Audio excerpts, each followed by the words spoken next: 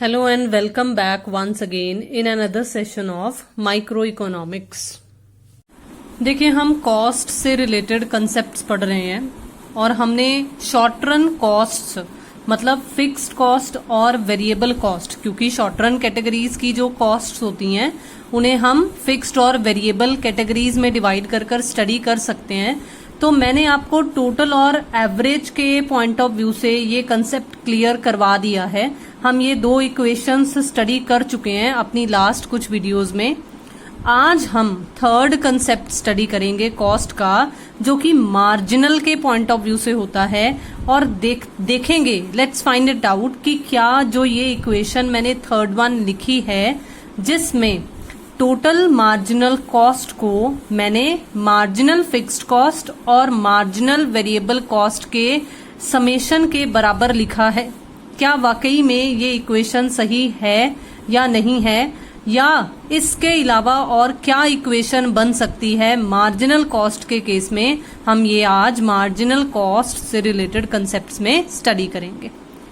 It is the अब सबसे पहले है कि मार्जिनल कॉस्ट क्या होता है। तो मार्जिनल कॉस्ट क्या है? देखो, मार्जिनल का मीनिंग बिल्कुल वही है जो हमने इसे मार्जिनल यूटिलिटी के केस में पढ़ा था जब हमने कंज्यूमर से रिलेटेड चैप्टर्स पढ़े थे। बिल्कुल इसी तरीके से जो हमने प्रोड्यूसर के पॉइंट ऑफ व्यू से प्रोडक्शन का कंसेप्ट पढ़ा हुआ है, उसमें भी हमने मार्जिनल प्रोडक्ट नाम का एक कंसेप्ट पढ़ा था।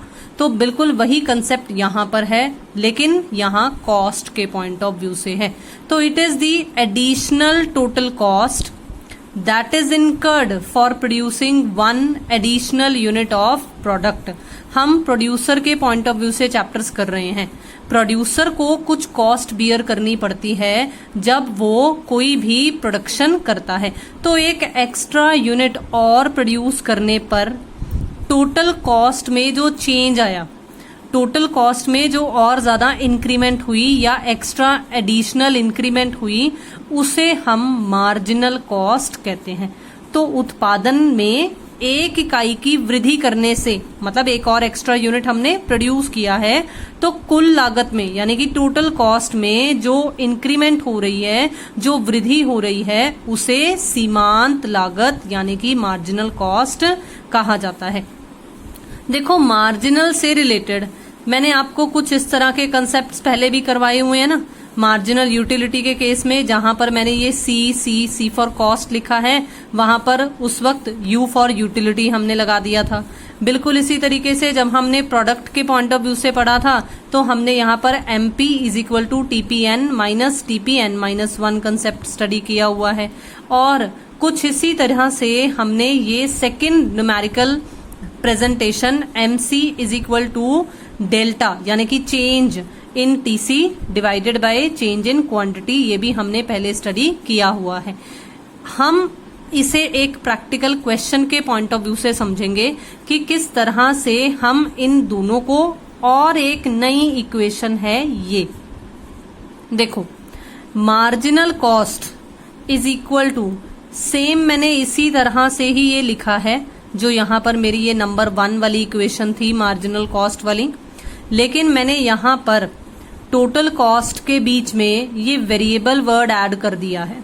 देखो, TVCN माइनस TVCN माइनस 1, तो हल्का सा चेंज किया है ना।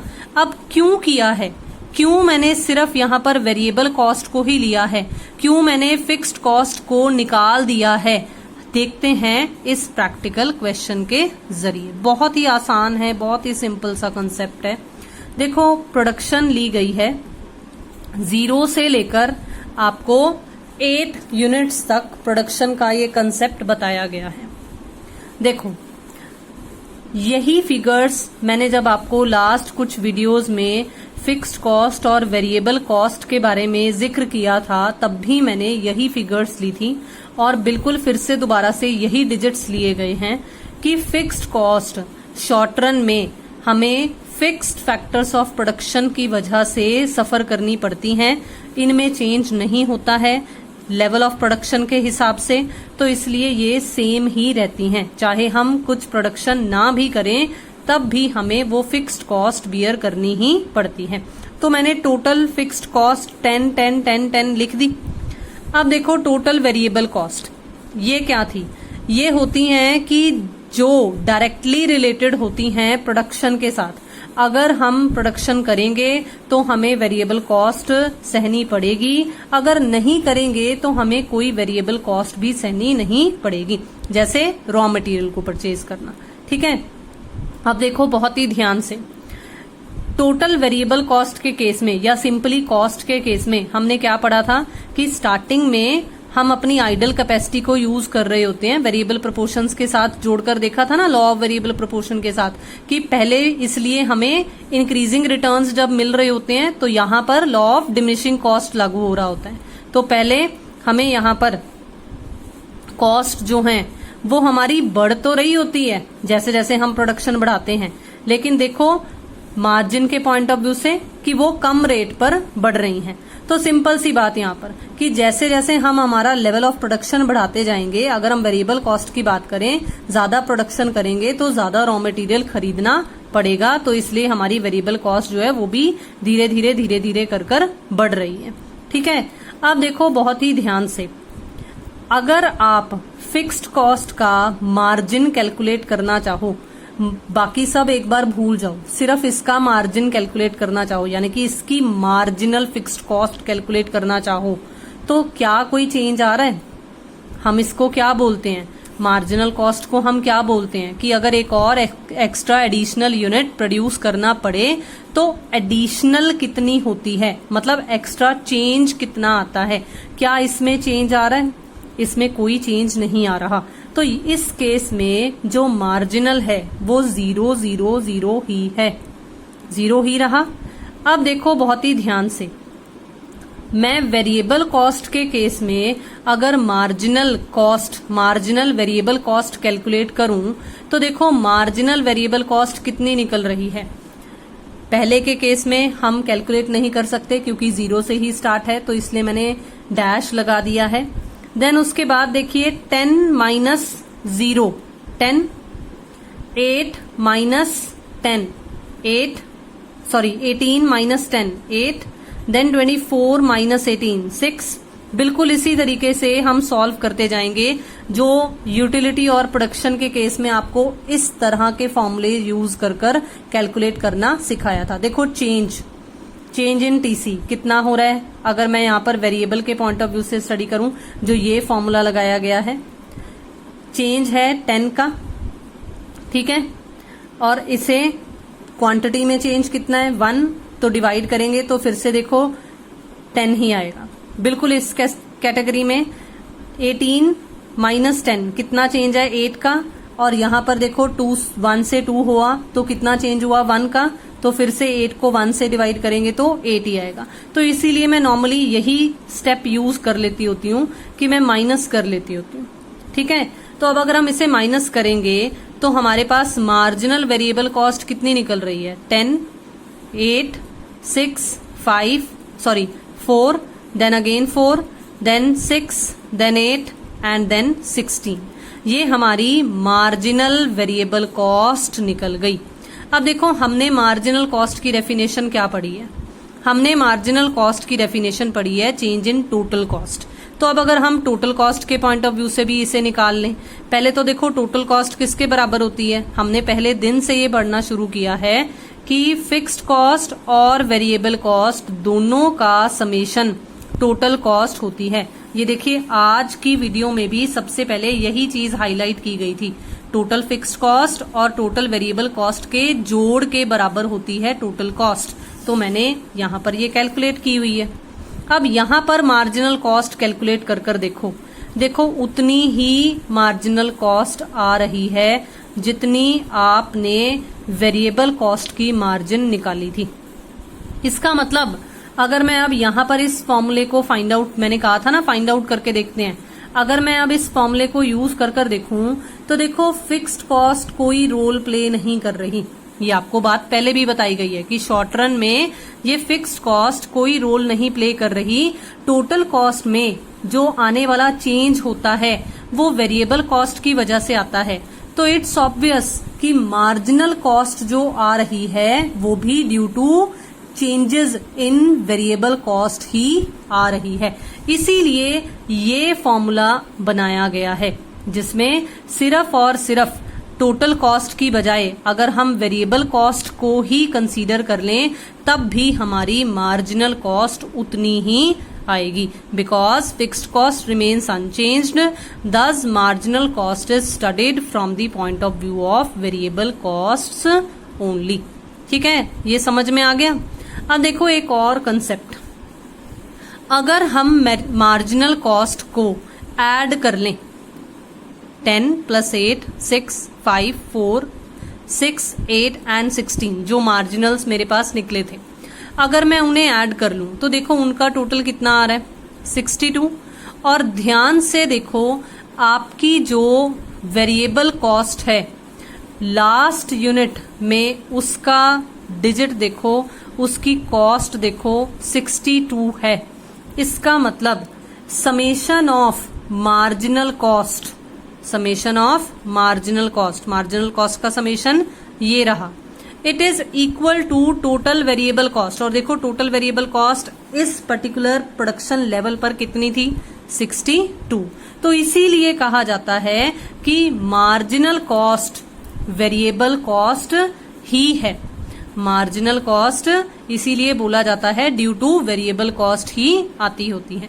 अब देखो अगर मैं मार्जिनल कॉस्ट की डायग्रामेटिक रिप्रेजेंटेशन करूं, देखो कॉस्ट पहले रिड्यूस हो रही है, मैं मार्जिनल कॉस्ट की बात कर रही हूं, हम मार्जिनल कॉस्ट को डायग्रामेटिकली ड्रॉ कर रहे हैं यहाँ पे। मैं अगर मार्जिनल कॉस्ट को बहुत ही ध्यान से देखूं तो पहले ये रिड्यूस हो रही है ना रिड्यूस 10 से 8, देन फिर 6 और कम हो गई, देन 4 फिर 6 फिर 8 फिर 16। इसका मतलब ये 4 तक कांस्टेंट है, फिर उसके बाद दोबारा से इसने इंक्रीज होना शुरू कर दिया है। तो मार्जिनल कॉस्ट कम हुई, कांस्टेंट हुई, बढ़ना शुरू कर दिया। तो कौन सी शेप बन गई इसकी भी एवरेज कॉस्ट की तरह यू शेप ही बन जाती है। तो अब देखते हैं कि हमारे पास कॉस्ट वाले चैप्टर में नया नेक्स्ट टॉपिक और क्या बनता है। देखो शॉर्ट रन कॉस्ट्स के केस में एक जो इम्पोर्टेंट कंसेप्ट हमारे पास और बचता है वो बचता है relation between average cost and marginal cost. This is very very important.